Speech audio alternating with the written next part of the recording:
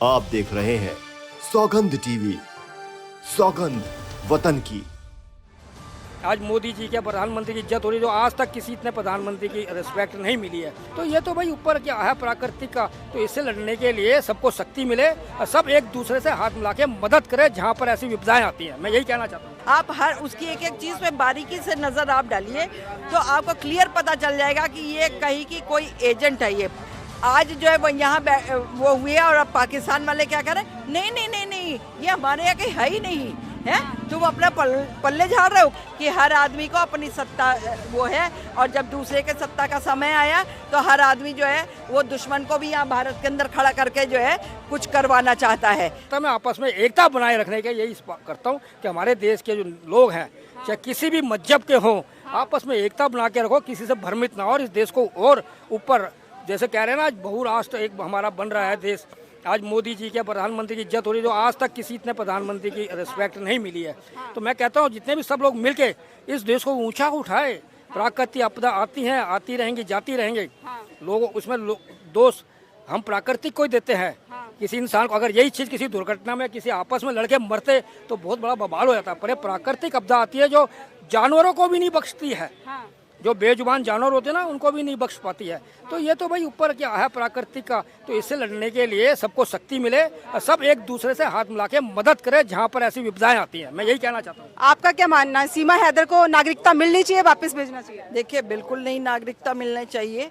और सीमा हैदर हमारे यहाँ की नहीं है, वो पाकिस्तान की है, पाकिस्तान से आई। आप सोच लीजिए, जिस सीमा ने जो है 3 और 4 सीमाएं पार कर ली और 4 बच्चों के साथ यहाँ अभी देख लीजिए, इसी दिल्ली के अंदर और यहीं कनॉट प्लेस में देख लीजिए, कोई भी लेडी एक बच्चा लेके चलने में तो उसको जो है प्राण निकलते हैं हैं, और वो 4-4 बच्चे लेके 4-4 सीमाएं पार करती हुई और कहती है वो 5वां पढ़ी है।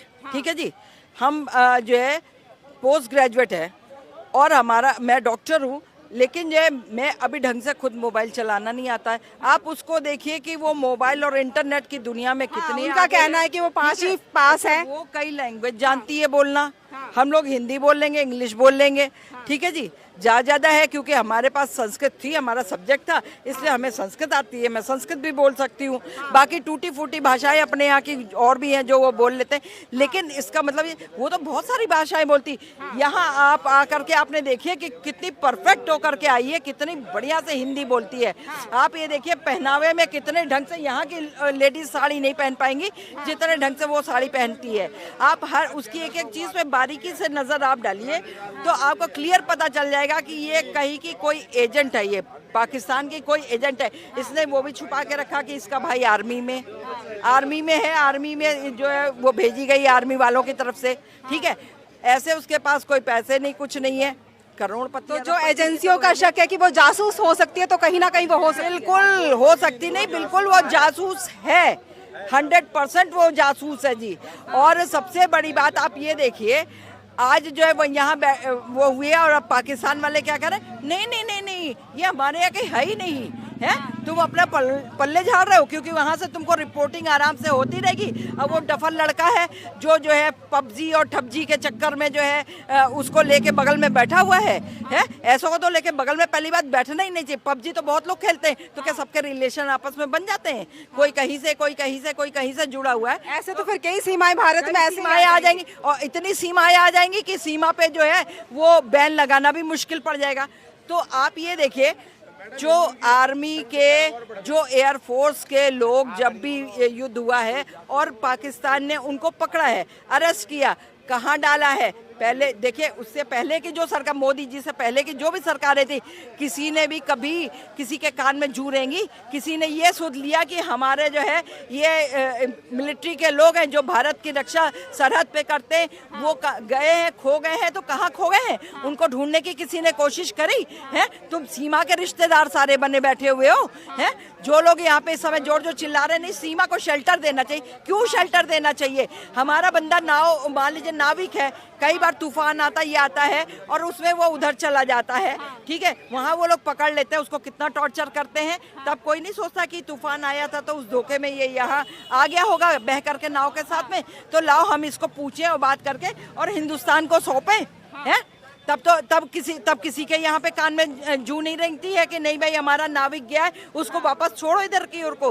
ये सब क्या दर्शा रहा है? ये दर्शा रहा है कि हर आदमी को अपनी सत्ता वो है, और जब दूसरे के सत्ता का समय आया तो हर आदमी जो है वो दुश्मन को भी यहाँ भारत के अंदर खड़ा करके जो है कुछ करवाना चाहता है कि यहाँ इधर बम दगे, उधर कुछ और होए, उधर मानव बम दगे। हो सकता है उसके वो चार बच्चे नहीं, 4 मानव बम होंगे। ठीक है जी। और वो बच्चे, छोटे बच्चे तो कोई भी कहीं चला जाता है तो लोग कहते हैं अरे बेटा कौन हो, कहाँ है, किसके साथ, किसी को क्या पता कि ये मानव बम बनाया गया है। तो आपका क्या मानना है, सीमा हैदर जासूस हो सकती है? बिल्कुल मैडम, वो जासूस हो नहीं सकती, वो है। माता जी ने जैसे कहा उनकी बात से बिल्कुल सहमत हूँ, भाई साहब ने कहा था उनकी बात से सहमत हूँ। वो जासूस है। हमारी जो एजेंसियां हैं उनको पूरी तरह जांच पड़ताल करनी चाहिए। जैसे काकी ने बोला कि उनके बच्चे मानव बम हो सकते हैं, क्या वो भी हो सकता है? हो सकता है, नहीं होगा। जब वो 4-5 कंट्रियों से होते हुए हमारे हिंदुस्तान में घुसे, उनको ये पता था कि नेपाल के जरिए मैं आ सकती हूँ, पाकिस्तान के बॉर्डर से क्यों नहीं डायरेक्टली आई हो, या वीजा लेके क्यों नहीं आई यहाँ पे। वो 5 कंट्रियों से घूमती हुई आई, कितनी शार्प माइंड है। उसको ये भी पता है कि हॉटस्पॉट कैसे चलाया जाता है, उसको ये पता है कि दूसरी कंट्रियों में अपना मुकाम जबकि वो 5वीं जाता है, और अपने आप को वो 5वीं फेल करती है। और हिंदी, इंग्लिश, कई 4-5 भाषाएं जानती हैं। जो हमारे यूपी के डीआईजी साहब थे, जो पूर्व डीआईजी, उन्होंने आज बताया, विश्लेषण किया उसके बारे में कि ये बहुत बड़ा मामला हो सकता है, ये बहुत बड़ा घातक मामला हो सकता है। अगर हमारी एजेंसी अगर छानबीन ना करे इसमें, अगर इसको ढील देते रहे, हो सकता है आने वाले कल में क्या हो सकता है, बहुत बड़ा मामला हो सकता है, जिसके लिए मोदी सरकार जिम्मेदार होगी, अगर मोदी सरकार ने इस चीज को अगर पोलाइटली लिया तो। तो जैसे जनता का यहाँ मानना है कि सीमा हैदर जासूस हो सकती है, उन्हें इंडिया की जो है नागरिकता नहीं मिलनी चाहिए। कैमरामैन सुमित के साथ राधिका शर्मा, देखते रहिए सौगंध टीवी। आप देख रहे हैं सौगंध टीवी, सौगंध वतन की।